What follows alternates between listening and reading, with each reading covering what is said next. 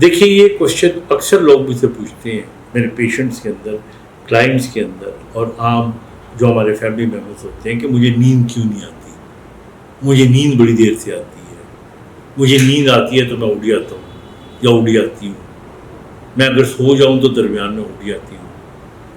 اب نیند کے بارے میں تو ایک لیکچر بنتا ہے 1 گھنٹے سے بھی زیادہ کا، تو میں اتنی لمبی بات چیت تو آج سے کرنے سے رہا، میں تو سمپل 2-4 چیزیں آپ کو بتاؤں گا۔ دیکھیے نیند کے نہ آنے کو میڈیکلی انسومنیا کہتے ہیں، اور نیند نہ آنے کی وجوہات کو سمجھنے کے لیے ایک بات تو بہت ضروری ہے کہ ہمارے دماغ کے اندر ایک بایولوجیکل کلاک ہوتی ہے، وہ کلاک ہمیں بتا رہی ہوتی ہے کہ اس وقت تم نے سونا ہے، اس وقت تم نے اٹھنا ہے۔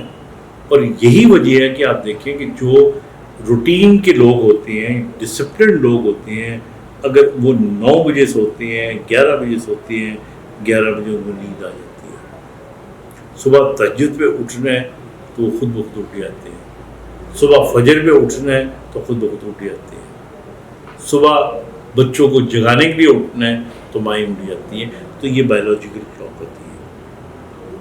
اب اگر اس بایولوجیکل کلاک کو آپ ڈسٹرب کرتے ہیں تو آپ کی نیند جو پیٹرن ہے وہ ڈسٹرب ہو جاتا ہے۔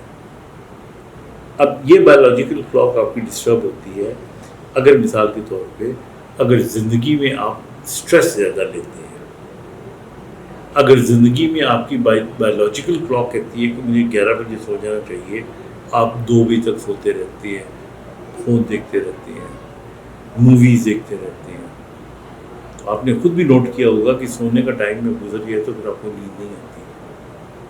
اسی طرح پھر اینگزائٹی اس کی کاز ہوتی ہے۔ پھر اس کے علاوہ بہت سی بیماریاں ہیں۔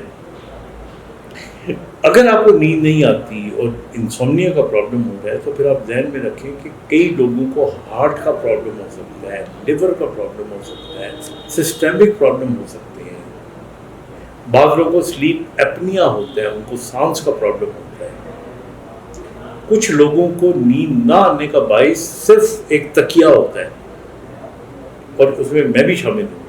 میں نے نوٹ کیا ہے کہ اگر مجھے خاص طور سے تکیہ پسند ہے، اسے نیند آتی ہے، میں کسی ریسٹورنٹ ہوٹل میں بھی جاؤں یا کہیں باہر بھی جاؤں تو آئی ٹیک مائی پلو وتھ می۔ اگر آپ کا تکیہ صحیح نہیں ہوگا، آپ کا بیڈ ٹھیک نہیں ہوگا، آپ کی انوائرمنٹ ٹھیک نہیں ہوگی، آپ کو نیند پراپر نہیں آئے گی۔ اب اس میں بہت سی باتیں کی جا سکتی ہیں، لیکن سب سے بڑی وجہ جو ہوتی ہے وہ یہی ہوتی ہے کہ آپ کو انگزائٹی، اسٹریس ہو تو نیند آپ کی ڈسٹرب ہو جاتی ہے۔ نمبر 2، اگر آپ دن بھر میں بیکار بیٹھے رہیں، کام نہ کریں، دیکھیے جو لوگ محنت کرنے والے ہوتے ہیں، جو محنت کش ہوتے ہیں، ان کو پتھر پہ بھی نیند آ جاتی ہے، اور جو آرام طلب ہوتے ہیں ان کو ریشم پہ بھی نیند نہیں آتی۔ اس لیے میک شور کہ آپ پورا دن، پورا جو آپ کی زندگی ہے اس کے اندر آپ محنت کریں، آپ ایگزرٹ کریں، اپنا جو بایولوجیکل کلاک ہے اس کا آپ دھیان رکھیں، اپنے تکیے سے لے کے اپنے بیڈ کا خیال رکھیں، اپنے انوائرمنٹ کا خیال رکھیں۔ اس کے باوجود اگر آپ کو نیند نہیں آتی تو you must seek a doctor. ہو سکتا ہے آپ کو رات کو بعض لوگوں کو سلیپ ایپنیا ہوتا ہے، سانس کی پرابلم آئی تھی، وہ اٹھ جاتے ہیں۔ کئی لوگوں کی جو سلیپ ہے، ہمارے یہاں ایک ریم سلیپ ہوتی ہے، ایک نان ریم سلیپ ہوتی ہے، اس کے اندر پرابلم آ سکتی ہے۔ تو اس لیے بہتر ہے کہ اگر آپ کا سلیپ ڈس آرڈر ہے تو آپ اپنے ڈاکٹر سے رجوع کریں، آپ اس کا پراپر ڈائگنوسس کریں۔ لیکن 3 باتیں بنیادی یاد رکھنے کی ہیں۔ پہلی بات تو یہ ہے کہ جو آپ کی روٹین ہے اس کے مطابق سوئیں، جس قسم کا بیڈ آپ کو، تکیہ اور ساری چیزیں پسند ہیں اس پہ کمپرومائز نہ کریں۔